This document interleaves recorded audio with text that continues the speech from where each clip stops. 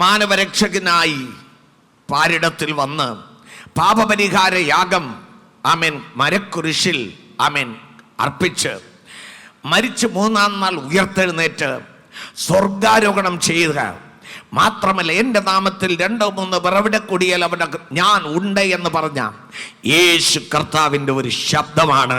അധ്വാനിക്കുന്നവരും ഭാരം ചുമക്കുന്നവരുമായുള്ളവർ നിങ്ങളെല്ലാവരും എൻ്റെ അടുക്കൽ വരുവീൻ, ഞാൻ നിങ്ങളെ ആശ്വസിപ്പിക്കും. ഇവിടെ ഒരു വിളിയുടെ ശബ്ദം, എൻ്റെ അടുക്കൽ വരുവീൻ, എൻ്റെ അടുക്കൽ വരുവീൻ. ആരാണ് വിളിക്കുന്നത്? സർവപ്രപഞ്ചത്തിൻ്റെ സൃഷ്ടിതാവാണ് വിളിക്കുന്നത്. ആരാണ് വിളിക്കുന്നത്?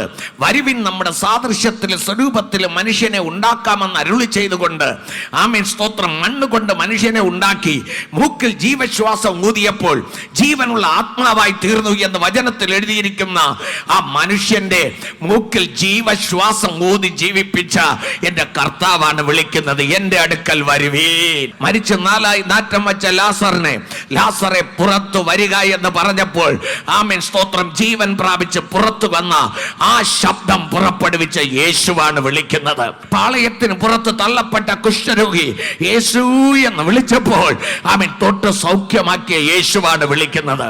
യേശു എന്താണ് വിളിക്കുന്നത്? ആമേൻ സ്തോത്രം, അധ്വാനിക്കുന്നവരെ, ഭാരം ചുമക്കുന്നവരെ, എൻ്റെ അടുക്കൽ വരുവീൻ. Praise the Lord. ഇന്ന് കർത്താവിന്റെ ഒരു ശബ്ദം ഇവിടെ മുഴങ്ങുകയാണ്. നീ അധ്വാനിച്ച്, നീ ഭാരം ചുമന്ന്, നീ രോഗഭാരം ചുമന്ന്, നീ കടഭാരം ചുമന്ന്, കുടുംബഭാരം ചുമന്ന്, അതേ സ്തോത്രം, നിനക്ക് സഹിക്കാൻ കഴിയാത്ത എല്ലാവിധ ഭാരങ്ങളും ആമേൻ പേറി ആമേൻ തളർന്ന് വേദനപ്പെട്ടിരിക്കുന്നു എങ്കിൽ യേശു വിളിക്കുന്നു, എൻ്റെ അടുക്കൽ വരിക. ഈ വിളി കേൾക്കുവാൻ മനസ്സുള്ള ആരുണ്ടെങ്കിലും അവന്റെ അടുക്കൽ ഓടി വന്നാൽ ഒരത്ഭുതം നടക്കും.